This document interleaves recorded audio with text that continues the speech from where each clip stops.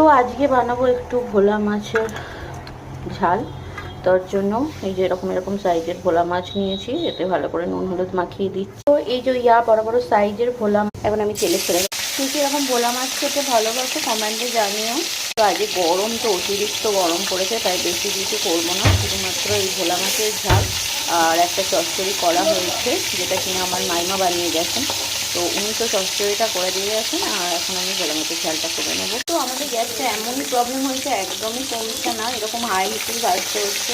আর আমার মাছ একদমই খরা করে ভেজে ঝালে দিতে ভালো লাগে না, এমনি খরা করে ভেজে ভাত দিয়ে খেতে ভালো, কিন্তু ঝাল বা ঝোল হলে আমার মনে হয় খরা করে ভাজলে ওর মধ্যে কোনো স্বাদই ঢোকে না, তাই আমার ভালো লাগে না। কিন্তু এখন গ্যাস তো কমানো যাচ্ছে না, আর তাই হাই হিটেই জিনিস ভাজতে হচ্ছে।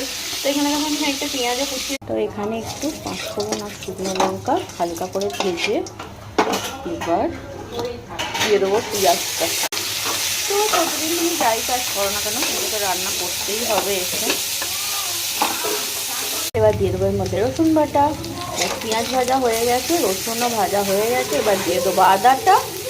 এখানে আছে আদা জিরে বাটা, পরিমাণ একটু সামান্য দেবো হচ্ছে হলুদের গুঁড়ো, নুন, চিনি, তোমরা লঙ্কা খেলে লঙ্কার গুঁড়ো দিতে পারো, কিন্তু সত্যি কথা বলতে না আমাদের বাড়িতে কেউ ঝাল খায় না, তাই ঝাল দিলাম না। আর পেঁয়াজ ভাজার সময় আমি অনেকটা নুন দিয়েছি, তার নুনটা এখন দিলাম না। এবার ভালো করে কষিয়ে নেবো মশলাটা, তেল ছাড়া রকম কাশ্মীরি লঙ্কার গুঁড়ো দিই, নাহলে রান্নাটা খুব ঠিকঠাক। একটুখানি মশলাটাই জল দিয়েছি কারণ পুড়ে আসছিলো। এবার মশলাটা হয়ে যাক, তারপরে মাছগুলো ছেড়ে দেবো। তো ভোলা মাছ রান্না খুবই সিম্পল, কিন্তু তোমার খাবার জন্য তোমাকে তো ডেলি রুটিনে রান্না করতেই হবে, দিস ইজ দ্য ফ্যাক্ট।